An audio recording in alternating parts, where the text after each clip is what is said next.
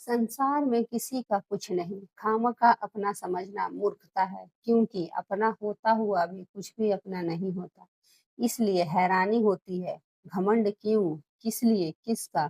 कुछ रुपए दान करने वाला यदि यह कहे कि उसने ऐसा किया है, तो उससे बड़ा मूर्ख और कोई नहीं।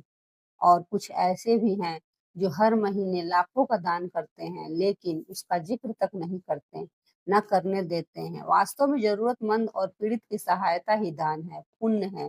ऐसे व्यक्ति पर सरस्वती की सदा कृपा होती है। पर क्या किया जाए, देवताओं तक को अभिमान हो जाता है, और उनके अभिमान को दूर करने के लिए परमात्मा को ही कोई उपाय करना पड़ता है। गरुड़, सुदर्शन चक्र तथा सत्यभामा को भी अभिमान हो गया था, और भगवान श्री कृष्ण ने उनके अभिमान को दूर करने के लिए श्री हनुमान जी की सहायता ली थी। श्री कृष्ण ने अपनी पत्नी सत्यभामा को स्वर्ग से पारिजात लाकर दिया था, और वह इसीलिए अपने आप को श्री कृष्ण की अत्यंत प्रिय और अति सुंदरी मानने लगी थी। सुदर्शन चक्र को यह अभिमान हो गया था कि उसने इंद्र के वज्र को निष्क्रिय किया था। वह लोकालोक को, अंधकार को दूर कर सकता है। भगवान श्री कृष्ण अनंत उसकी ही सहायता लेते हैं। गरुड़ भगवान श्री कृष्ण का वाहन था। वह समझता था भगवान मेरे बिना कहीं जा ही नहीं सकते, इसलिए कि मेरी गति का कोई मुकाबला नहीं कर सकता। भगवान अपने भक्तों का सदा कल्याण करते हैं, इसलिए उन्होंने हनुमान जी का स्मरण किया। तत्काल हनुमान जी द्वारका आ गए। जान गए कि श्री कृष्ण ने क्यों बुलाया है। श्री कृष्ण और श्री राम दोनों एक ही हैं, वह यह भी जानते थे, इसीलिए सीधे दराज दरबार नहीं गए और कुछ कौतुक करने के लिए उद्यान में चले गए। वृक्षों पर लगे फल तोड़ने लगे, कुछ खाए कुछ फेंक दिए, वृक्षों को उखाड़ फेंका, कुछ तो तोड़ डाला, बाग वीरान बना दिया। फल तोड़ना और फेंक देना हनुमान जी का मकसद नहीं था, वह तो श्री कृष्ण के संकेत से कौतुक कर रहे थे। बात श्री कृष्ण तक पहुंची। किसी वानर ने राजोद्यान को उजाड़ दिया है, कुछ किया जाए। श्री कृष्ण ने गरुड़ को बुलाया, कहा जाओ सेना ले जाओ, उस वानर को पकड़ कर लाओ। गरुड़ ने कहा प्रभु, एक मामूली वानर को पकड़ने के लिए सेना की क्या जरूरत है, मैं अकेला ही उसे मजा चखा दूंगा। कृष्ण मन ही मन मुस्कुरा दिए, जैसा तुम चाहो, लेकिन उसे रोको। जाकर वैनते गए, हनुमान जी को ललकारा, बाग क्यों जा रहे हो, फल क्यों तोड़ रहे हो, चलो तुम्हें कृष्ण बुला रहे हैं। हनुमान जी ने कहा मैं किसी कृष्ण को नहीं जानता, मैं तो श्री राम का सेवक हूँ, जाओ कह दो मैं नहीं आऊंगा।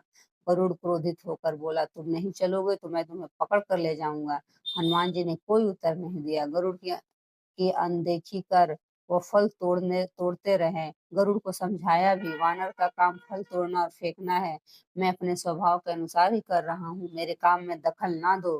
क्यों झगड़ा मोल लेते हो, जाओ मुझे आराम से फल खाने दो। गरुड़ नहीं माना। तब हनुमान जी अपनी पूंछ बढ़ाई और गरुड़ को दबोच लिया। उसका घमंड दूर करने के लिए कभी पूंछ को ढीला करते, गरुड़ कुछ सांस लेता और फिर कसते, तो गरुड़ के मानो प्राण ही निकल रहे हों। हनुमान जी ने सोचा भगवान का वाहन है, प्रहार भी नहीं कर सकता, लेकिन इसे सबक तो सिखाना ही होगा। पूंछ को एक झटका दिया और गरुड़ को दूर समुद्र में फेंक दिया। बड़ी मुश्किल से वह गरुड़ दरबार में पहुंचा। भगवान को बताया वह कोई साधारण वानर नहीं है, मैं उसे पकड़ कर नहीं ला सकता। भगवान मुस्कुरा दिए। सोचा गरुड़ का घमंड तो दूर हो गया, लेकिन अभी इसके वेग के घमंड को चूर करना है। श्री कृष्ण ने कहा गरुड़, हनुमान श्री राम जी का भक्त है, इसलिए नहीं आया। यदि तुम कहते कि श्री राम ने बुलाया है तो फौरन भागे चले आते। हनुमान अब मलय पर्वत पर चले गए हैं, तुम तेजी से जाओ और उससे कहना श्री राम ने उन्हें बुलाया है। तुम तेज उड़ सकते हो, तुम्हारी गति बहुत है, उसे साथ ही ले आना। गरुड़ वेग से उड़े मलय पर्वत पर पहुंचे। हनुमान जी से क्षमा मांगी, कहा भी श्री राम ने आपको याद किया है, अभी आओ मेरे साथ, मैं तुम्हें अपनी पीठ पर बिठाकर मिनटों में द्वारिका ले जाऊंगा। तुम खुद चलोगे तो देर हो जाएगी, मेरी गति बहुत तेज है, तुम मुकाबला नहीं कर सकते। हनुमान जी मुस्कुराए, भगवान की लीला समझ है। कहा तुम जाओ, मैं तुम्हारे पीछे ही आ रहा हूँ।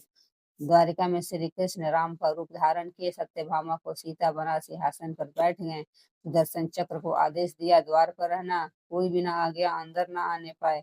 श्री कृष्ण समझते थे कि श्री राम का संदेश सुनकर तो हनुमान जी एक पल भी नहीं रुक सकते, अभी आते ही होंगे। गरुड़ को तो हनुमान जी ने विदा कर दिया और स्वयं उससे भी तीव्र गति से उड़कर गरुड़ से पहले ही द्वारका पहुंच गए।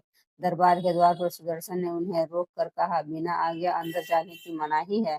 जब श्री राम बुला रहे हो तो हनुमान जी विलम्ब नहीं सहन कर सकते, सुदर्शन को पकड़ा और मुंह में दबा लिया। अंदर गए, सिंहासन पर श्री राम जी और सीता जी बैठे थे। हनुमान जी समझ गए, श्री राम को प्रणाम किया और कहा, प्रभु आने में देर तो नहीं हुई?